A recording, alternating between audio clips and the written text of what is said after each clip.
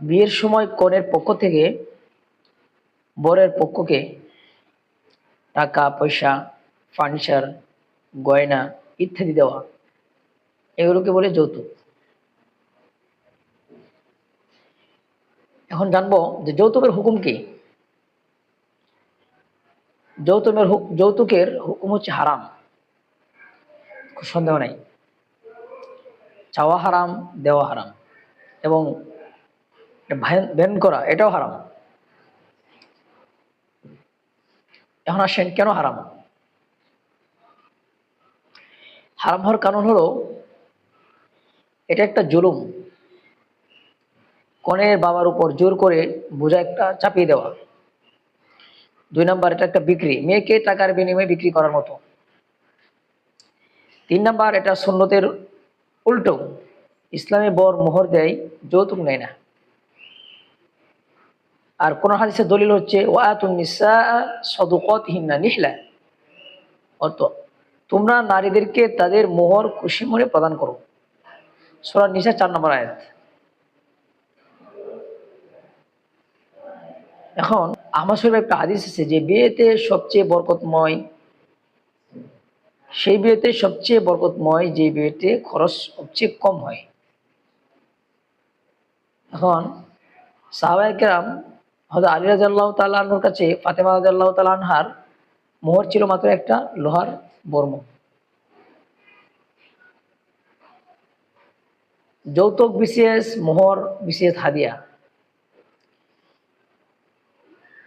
মোহর বরে দিবে কনেকে, আর এটার হুকুম হচ্ছে ফরজ, দিতেই হবে। যৌতুক কনের পক্ষ থেকে বরের উপর এটা হারাম, এটা জায়েজ নাই। আর হাদিয়া খুশি হয় উভয় পক্ষে, জায়েজ। বর কনেকে দিবে, কনে বরকে দিবে, উভয়টাই জায়েজ যদি এটা হাদিয়া স্বরূপ খুশি মনে হয়ে থাকে, কোনো সন্দেহ নেই। আর এই যৌতুকের কারণে আজকে বিষয়ে কিছু কথা বলবো আমি। যৌতুকের বিষয়ে কথা বলবো।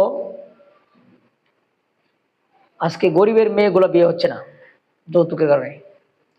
সংসারে অশান্তি, মারামারি, খুনাখুনি, আহাজারি, হিংসি, মানে রেষারেষি, সংসারে শান্তির কোনো লক্ষণই নাই আজকে, এই যৌতুকের কারণে। মেয়েদেরকে বোঝা মনে করা হয়, সংসারে মনে হয় মেয়ের একটা বোঝা হয়ে আসছে, আল্লাহর রহমত উঠে যাচ্ছে। ভাই,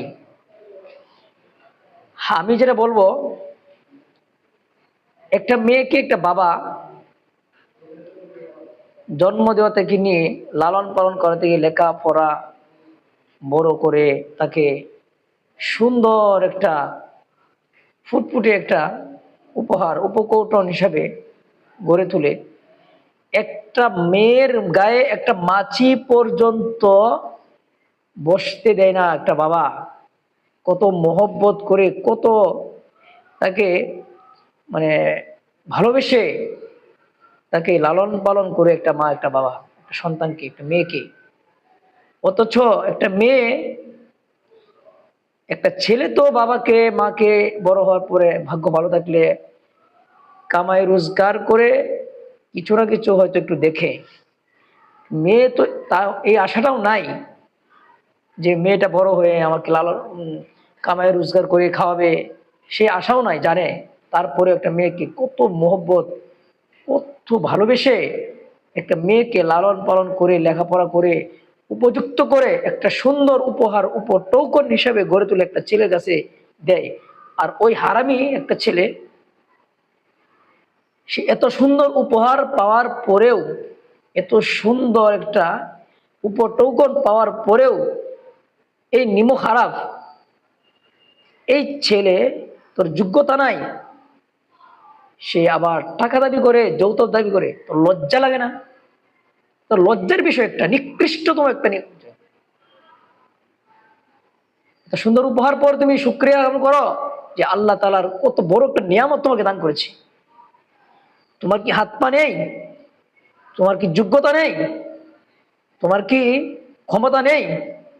রোজগার করে তুমি তোমার সংসার চালানো, আরেকজনের হাতের দিকে তাকাচ্ছ কেন?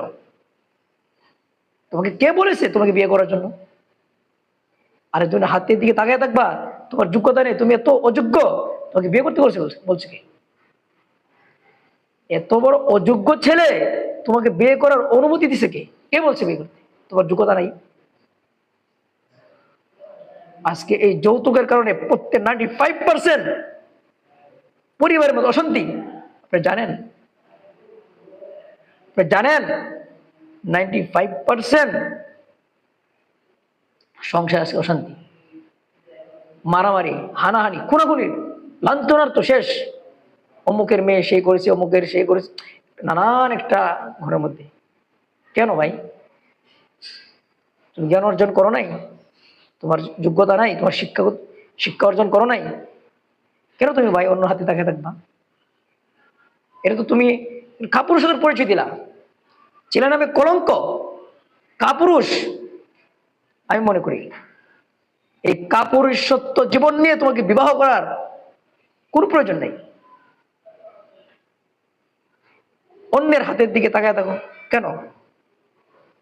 নিজের যোগ্যতা অর্জন করো। ভাই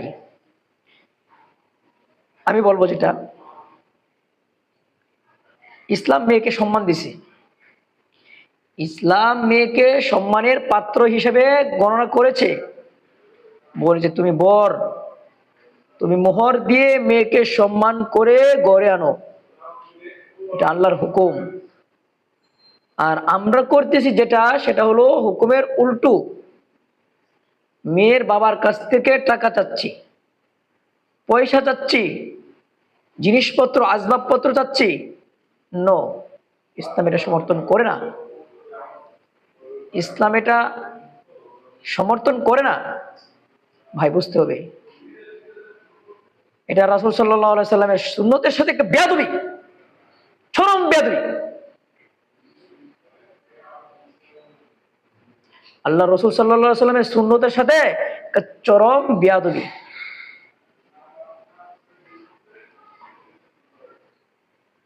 কোরআন কোরআনে বলছে যে মোহর বর দিবে। সূরা নিসা আল্লাহ তাআলা আয়াত বর্ণনা করে দিয়েছেন। হাদিস, সহজ বিয়েতে বরকত হয়, হাদিস আছে। যৌতুক চাও মানে মেয়েকে বিক্রি করা। আসুন ভাই, যৌতুক মুক্ত,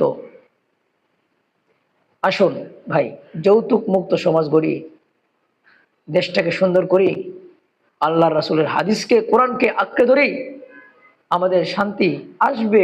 আসবে না কেন? অবশ্যই ইনশাল্লাহ আমরা শান্তির মুখ দেখতে পাবো। সংক্ষিপ্ত আলোচনা করলাম। আসসালামু আলাইকুম ওয়া রাহমাতুল্লাহি ওয়া বারাকাতুহু।